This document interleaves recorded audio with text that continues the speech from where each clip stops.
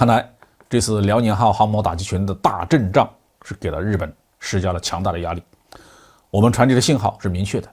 如果美日想在台海战争的时候轻举妄动，我们有足够的实力对付他们。各位网友大家好，欢迎来到报明说。这期话题我们说一说辽宁号编队在台湾附近举行军事演习。随着中日本解放军海军编队常态化的进出敌岛练呢，日本海上自卫队已经逐渐的习惯了我军的活动。但是最近几天呢，我海军编队的行动与以往不太一样。这一次我们派出了辽宁号航空母舰打击群，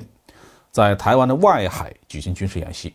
这是从来没有过的大阵势。于是日本派出了出云号准航母，美军呢派出了林肯号航母打击群，同时来向我军示威。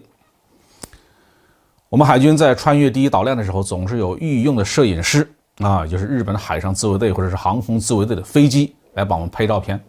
这一次呢也不例外，而且这一次日本海上自卫队还画出了辽宁号的轨迹。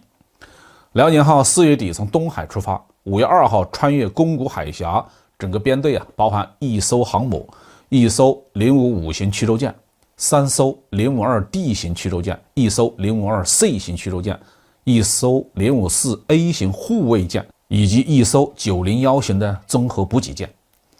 8条战舰浩浩荡荡地进入太平洋。这里还有一个小插曲，在穿越宫古海峡之前呢，我海军编队还特意绕道从钓鱼岛和赤尾屿之间的海域通过，向日本宣示这是中国的领土。这一回日本的海警船和海上自卫队的军舰都躲得远远的，没有一艘敢前去找茬。辽宁号编队在5月3号抵达宫古海峡外海约500公里的海域，在冲大东岛南侧转向台湾岛方向驶去，于5月6号抵达轴腹岛石垣岛南侧大约是160公里的菲律宾海域，并且停留在这个海域进行军事演习。根据日本防卫省统合幕僚监部9号公布的信息，辽宁号与其他的3艘舰艇持续停留在日本的石垣岛附近的海域。日本出云号护卫舰持续警戒监视。日本海上自卫队还表示，辽宁号9号晚间又进行了舰载战斗机以及舰载直升机的起降训练。除了海军之外，我岸基航空兵部队也在这一海域进行了演练。根据台湾空军司令部公布的空勤状态，5月8号我军共派遣了18架次的军机进入台湾防空识别区，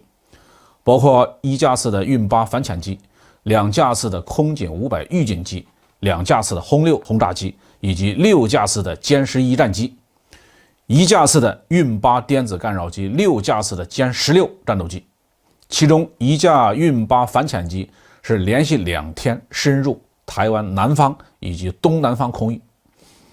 根据台湾防空部门的专家分析，这些军机可能是在演练远程打击作战，并且与辽宁号战斗群进行联合训练。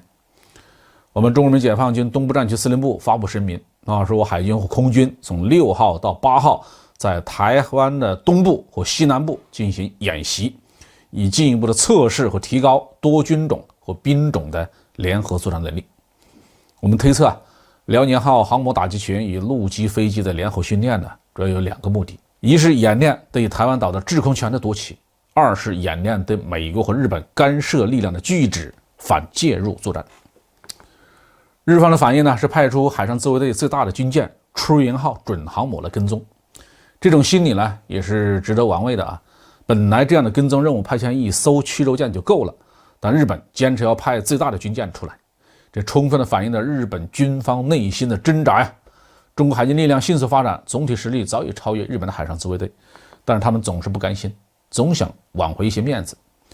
平心而论搭载 F-35B 的出云级的准航母战斗力可能比搭载歼15战斗机的辽宁号要高，因为它的引申的舰载战斗机的这个性能要高一些。但是这次辽宁号它的带刀护卫有5条中华神盾舰，堪称是豪华阵容，这是远超美国航母打击群2艘宙斯盾舰的规格，更是日本海上自卫队难以匹敌的。而且这片海域是处在我军岸基歼-20战斗机的作战半径范围之内，日本和美国的 F-35B、F-35C 都是绝对占不到便宜的。看来这次辽宁号航母打击群的大阵仗是给了日本施加了强大的压力。我们传递的信号是明确的：如果美日想在台海战争的时候轻举妄动，我们有足够的实力对付他们。好，这期话题就说到这里。